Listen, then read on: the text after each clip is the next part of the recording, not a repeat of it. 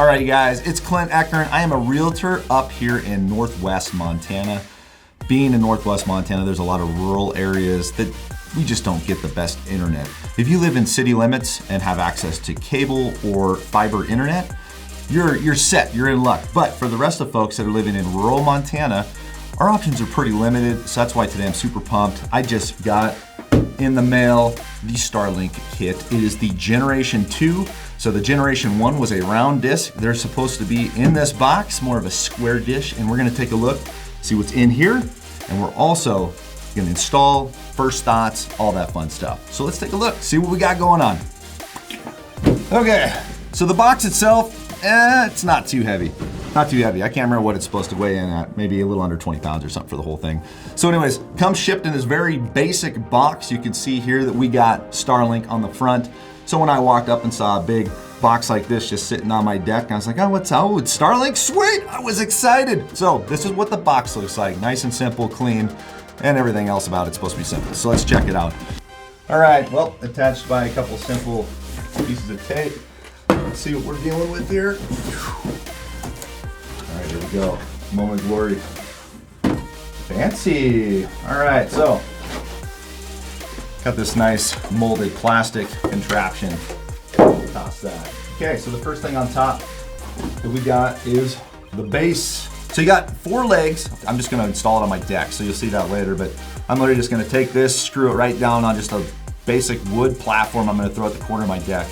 And the app tells me that that is a good location, so we will find out soon. So first piece, got the tripod base. The second thing we got is the dish itself, already pre-attached to, and I read this already, was 75 feet of cable. So here is the dish.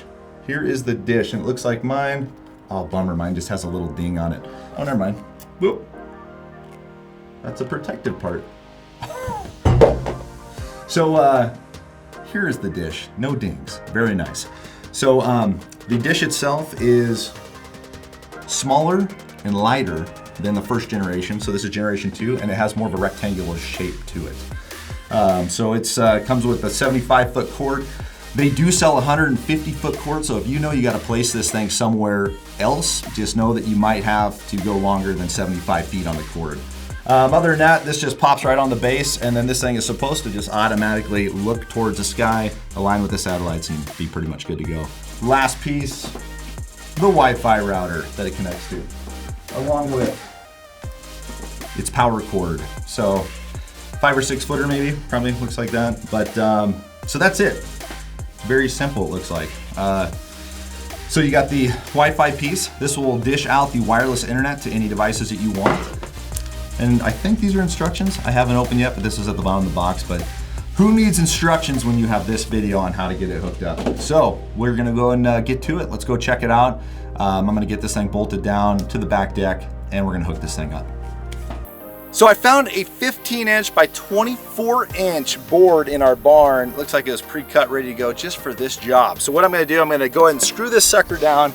This is the corner of my deck looking west off into Flathead Valley there, in the West Valley area. And then after that, I'm gonna go ahead and bolt the actual Starlink unit right here, since it's about a 13-inch by 22-inch kind of base. So far, the app itself has told me, yes, this is a good location for all the satellite connection and everything like that. And that's my kitty you just heard right there. All right, yeah. All right, so let's bolt this down, see what we got.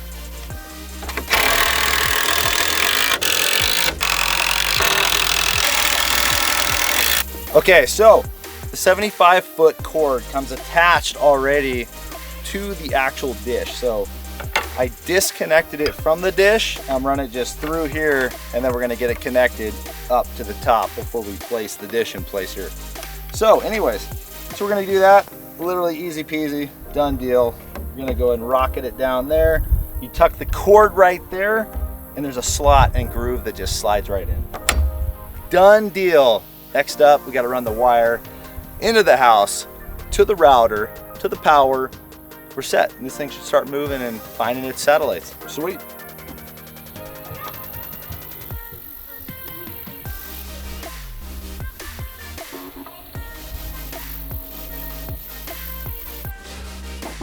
Okay, we're back.